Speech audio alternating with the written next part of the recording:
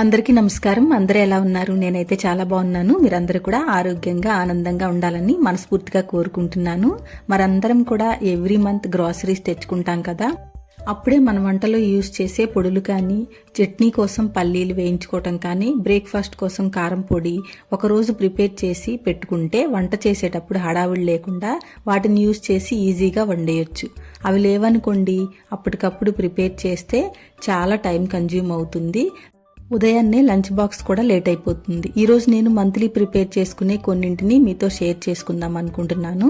ఈ వీడియో మీకు కాస్తైనా మోటివేటింగ్గా అనిపిస్తే ప్లీజ్ లైక్ చేయండి. ముందుగా ధనియాల పొడి కోసం ప్యాన్ పెట్టేసి ప్యాన్ హీట్ అయిన తర్వాత 1 కప్పు ధనియాలు వేసుకుని ఫ్లేమ్ని లోలో పెట్టుకుని ఫ్రై చేసుకోవాలి. మరొక బాండీ పెట్టేసుకుని దానిలో పల్లీలు వేయించుకుంటున్నాను. రెండు ఒక్కసారి చేసుకుంటే ఏంటంటే టైం కలిసి వస్తుంది. ధనియాలు త్వరగా వేగిపోతాయి కదండి. వేగిపోయి ప్లేట్లోకి తీసుకుని చల్లారి పెట్టుకుంటున్నాను. జీలకర్ర పొడి కోసం 1 కప్పు జీలకర్ర తీసుకుని దీన్ని కూడా ఫ్లేమ్ని లోలో పెట్టుకుని ఫ్రై చేసుకోవాలి. మంచి వాసన వచ్చిన తర్వాత దాన్ని కూడా తీసుకుని చల్లారి పెట్టుకుంటున్నాను. ఇప్పుడు పల్లీలు వేగిపోయి వీటిని కూడా చల్లారి పెట్టుకోవాలి. ఇవన్నీ పూర్తిగా చల్లారిన తర్వాత మాత్రమే గ్రైండ్ చేసుకోవటం కానీ బాటిల్లో స్టోర్ చేసుకోవటం కానీ చేయాలి. వేడిగా ఉన్నప్పుడు బాటిల్లో పెట్టుకుంటే పాడైపోతాయి.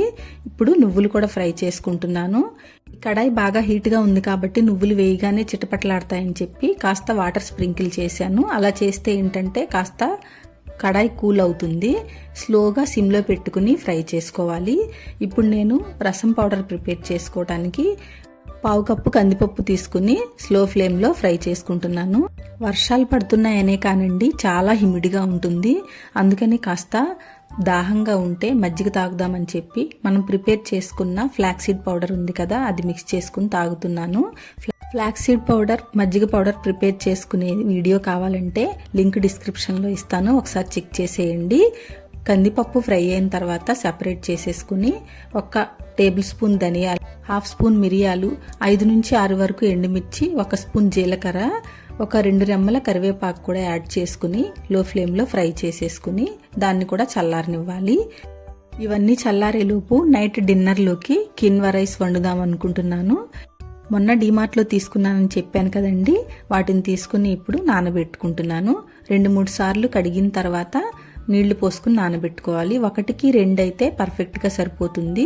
మామూలుగా అయితే 2 గంటలు నానబెట్టుకుంటే బాగుంటాయి, కానీ టైం లేక నేను 1/2 అవర్ మాత్రం. కిన్వాలో ప్రోటీన్ ఎక్కువగా ఉంటుంది, హెల్త్కి చాలా మంచిదండి.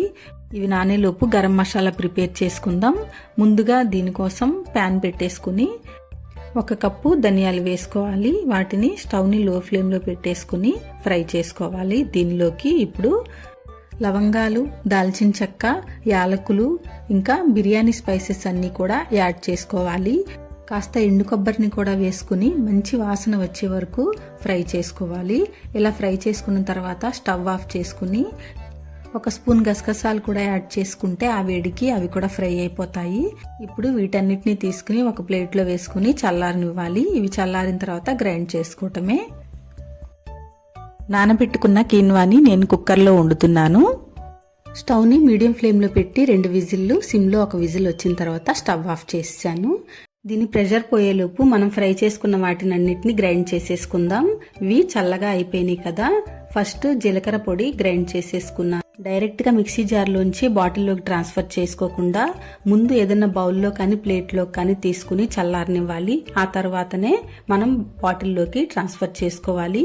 ఇప్పుడు రసం పౌడర్ని గ్రైండ్ చేసుకుందాం. మనం ఫ్రై చేసుకున్న వాటినన్నిటిని మిక్సీ జార్లోకి తీసుకుని దీనిలో 1 చిన్న టీ స్పూన్ ఇంగువ కూడా యాడ్ చేసుకుని గ్రైండ్ చేసుకోవాలి. ఇది యాడ్ చేసుకుంటే ఫ్లేవర్ చాలా బాగుంటుంది రసం ప్రిపేర్ చేసుకున్నప్పుడు. దీన్ని కూడా ఒక ప్లేట్లోకి తీసుకుని చల్లారి పెట్టేసుకుందాం.